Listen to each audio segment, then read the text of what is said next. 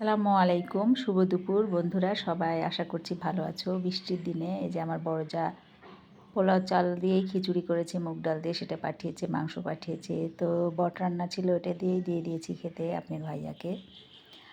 আর সকালে তো খিচুড়ি করেছিলাম দেখেছেন। আর এছাড়াও দুপুরে রান্না বান্না আজকে চ্যাপা শুটকি, এটা সামুদ্রিক চ্যাপা, মানে কক্সবাজারের চ্যাপা চাওয়াতে এটাই দিয়েছে। আর এই যে পুঁই শাক দিয়ে ডাল রান্না হবে, তো পুঁই শাকটা এই যে ধুয়ে নিচ্ছি। তো এই যে এদিকে প্রেশার কুকারে আমি পুঁই শাক ডাল চড়াবো। পুঁই শাক দিয়ে ডাল চচ্চড়ি অবশ্য অনেক অঞ্চলে খায় না।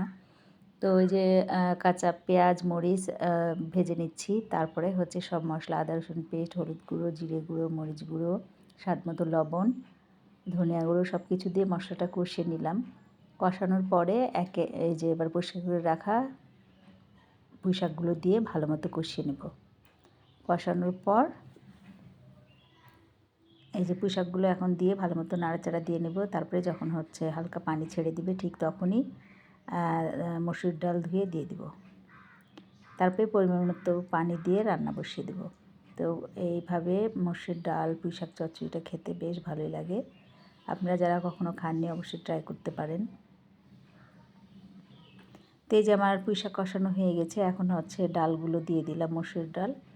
আর এখন পরিমাণ মতো পানি অ্যাড করব, তারপরে হচ্ছে ঢাকনা দিয়ে দেব।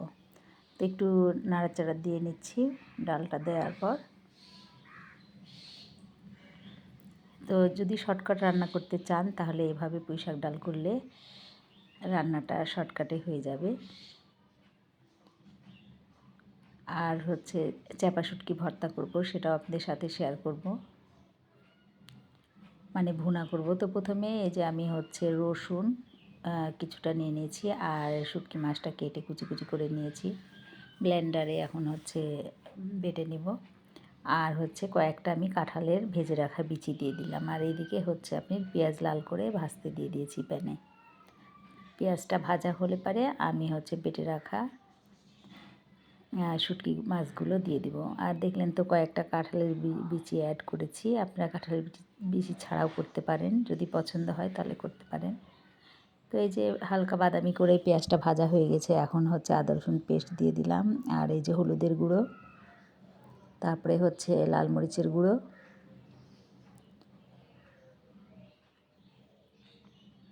আর এবারে একটুখানি জিরে গুঁড়ো দিয়ে দিলাম। দিয়ে এখন ভালো মতো একটু মশলাটা কষিয়ে নেব। তারপরে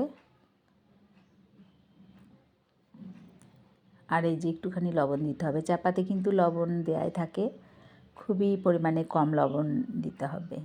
রান্নার সময় এটা অবশ্যই খেয়াল করতে হবে। তো এই যে বেটে রাখা কাঁঠালের বিচি আর চাপা শুটকিটা আমি হচ্ছে দিয়ে এখন ভালো মতো কষিয়ে নেব।